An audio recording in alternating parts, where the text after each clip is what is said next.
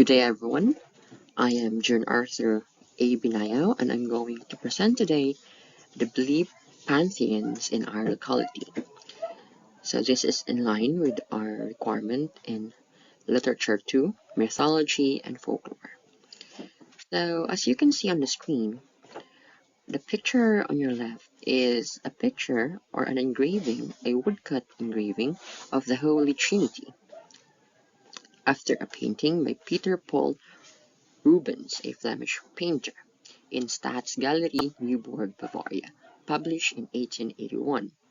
On the right side is also a depiction of the Holy Trinity of the Bukidnons.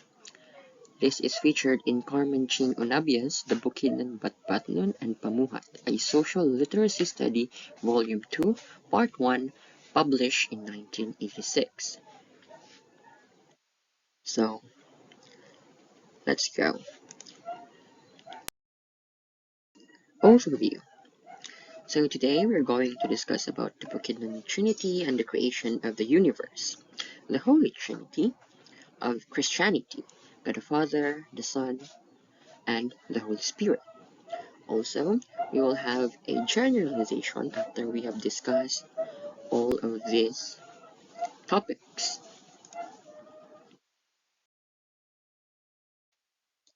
The Bukidnon Trinity. So, who are the Bukidnon Trinity? But before that, we must know who are the Bukidnon or the Bukidnons.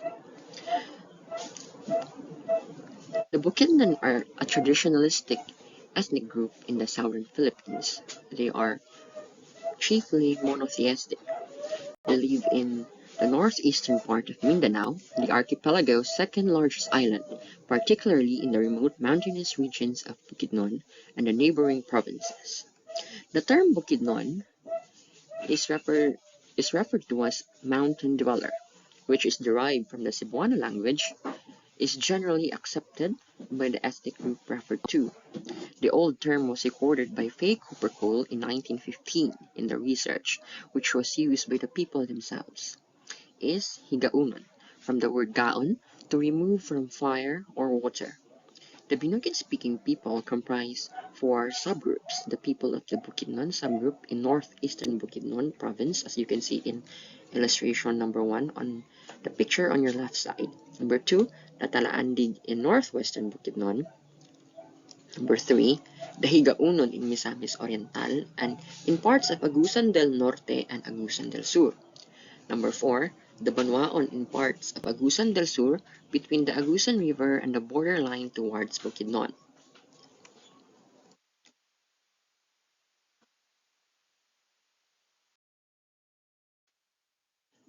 Here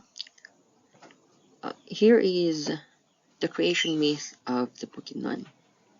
Hinduism entered Mindanao and Sulu as trade took place between those two islands and the Indian empires. As a result, the Bukidnon creation myth has three divine beings. The Danhayan Hasugay has 10 heads, each drooling saliva. This appears to be an extravagant version of Brahma's 4 heads. Diwata na Magpapaya, who resembles a human being, 1 head, 2 arms, and 2 legs, could be a representation of Shiva. Agtayabun appears to be a hybrid of Shiva and Vishnu. He has the hawk-like head of the Garuda as well as the dancing motions of Shiva in his incarnation as the Lord of the Cosmic Dance. So we can see comparisons here of the Indian pantheons because as I have said, Hinduism entered Mindanao and Sulu as these missionaries from these countries came. So beliefs may differ among tribes, but here in this creation story featuring the aforementioned Trinity through the research of Carmen Ching Onabia, documented and presented in 1986. So,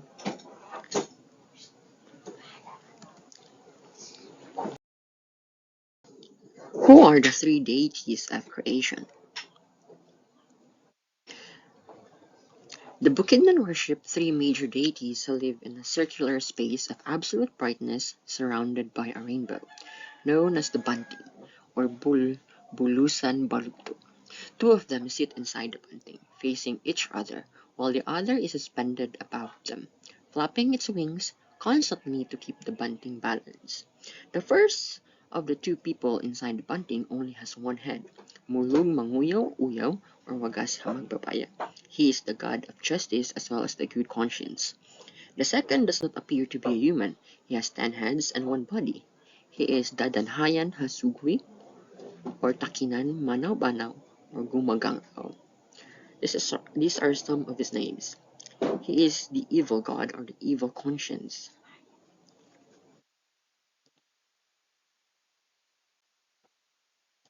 The third creature has a single head, a body, and wings. He resembles a hawk.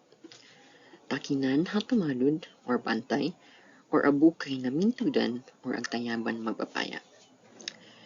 In him is the power of good and evil that is perfectly equal and inherent. He has a complete control over both the good and evil Tumalud. Tumalud is the Binukid language for spirit.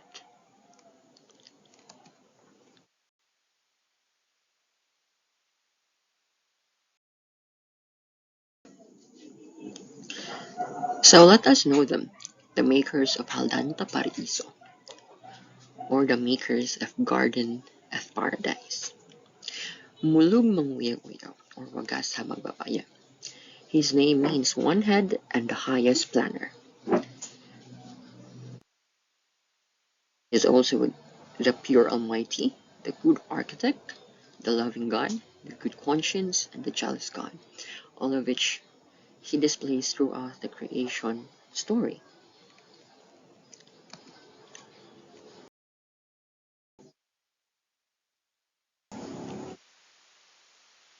Dadanhayan Hasukoy, or Takinan Manabanaw, or Kumaganaw. His name can be translated as the God from whom permission is asked, chief who owns the drooling saliva from his 10 tongues, the 10-headed one. His personality, going back, his personality is stoic with a hard exterior that conceals his underlying kindness. Also, has a volatile personality, alternating between affection and aggression at the drop of a hat. This was displayed when he and the other god is constantly bickering. Also, he is known to be as the bad conscience.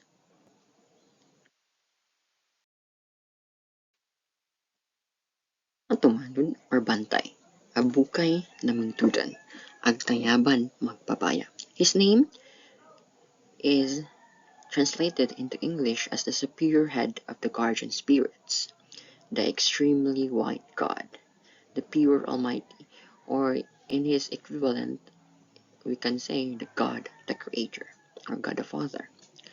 Also, he is the mediator between the two, the peacemaker, also an effective judge.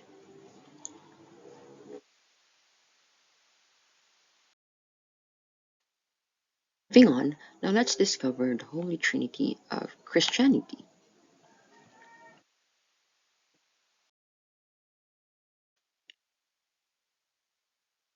The spread of Christianity predates back to the colonization of the conquistadors of Spain, representing the Spanish crown.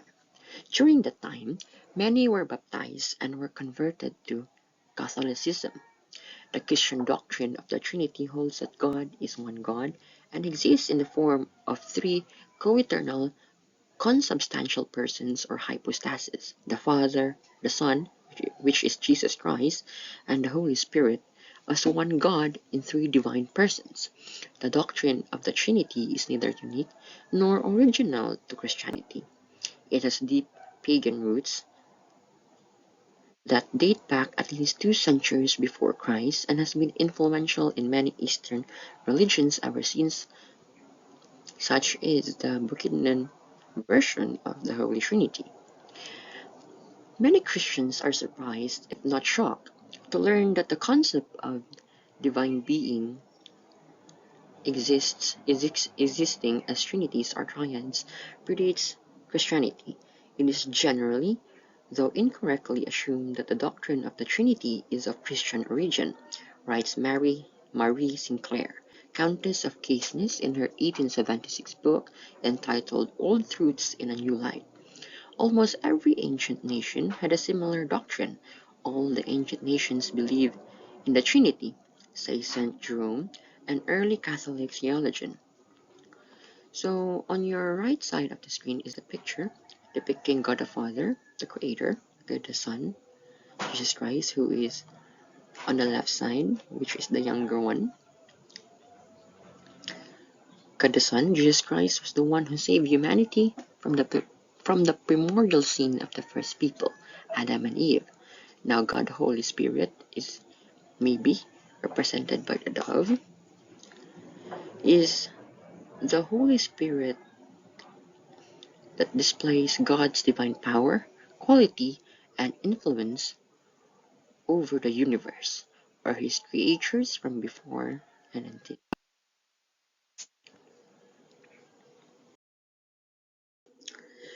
As I have interviewed Pastor Joy Binaslang Lokinhai, who is from Malaybalay City, Bukidnon, but currently residing here in Manolo Fortich as a pastor in a fundamental Baptist church.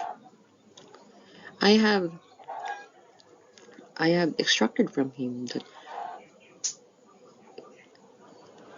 in the fundamental Baptist view, religiosity is following Jesus Christ. Now these are centered into 4 points: the beliefs, lifestyle, ritual, and symbols. Now in the beliefs, only Jesus Christ can save. Jesus Christ was born, died, and rose again, hence the celebration of the Holy Week. Also, the religion is Bible-based, hence the name fundamental. Believers, they are also believers of the Holy Trinity, the Father, the Son, and the Holy Spirit. In terms of lifestyle, Christians or Baptists are encouraged to embody holy living, follow the example of Christ. Also, separation from worldly pleasures as well as attachments. Must refrain from having a lifestyle that violates God's commandments. Also, it can be referred to the Ten Commandments. Now ritual. Now ritual. Prayer is the simplest ritual.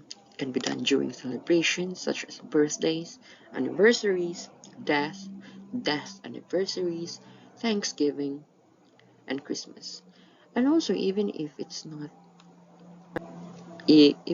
you will just pray to God when we want to commune with Him, it is considered a ritual, paying homage and obeisance to our Creator. Now, symbols. Now, the symbols that Pastor Welljoy talked about was believing in Jesus Christ's return as revealed in the book of Revelations. Now, what are the signs for Christ's return? Some of these are, but not limited to, the people have become lovers of themselves and not for God, lovers of money, which in a verse says that the love of money is the root of all evil. Now the existence of catastrophes, devastating catastrophes, such as earthquakes, extreme typhoons, anarchy, wars, are the signs. Now what does the cross represent? It reflects the suffering of Jesus Christ, as we have seen the Passion of Christ, that Jesus Christ was nanggilukdo ang cross, diba?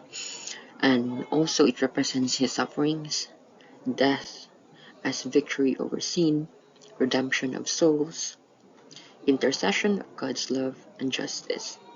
Now, death as victory over sin is explained that when we die, we are going to heaven, and that we are with our Creator, and so we won over sin.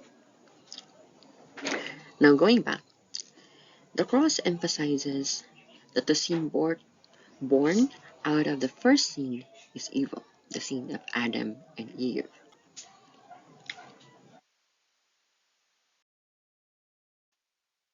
To generalize or to build connections, the significance of knowing the belief pantheons of our locality is to examine its importance in the development of our society.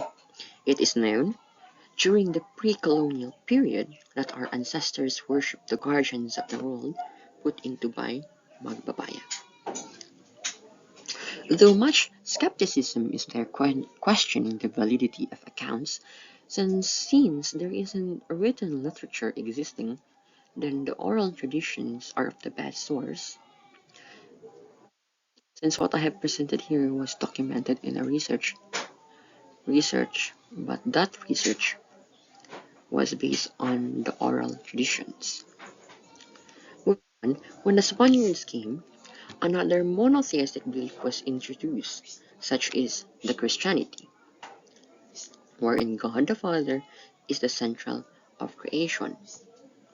If we look at it closely, the relationship is much closer than we thought, because since the Holy Trinity is a universal concept, then there is no need to discriminate.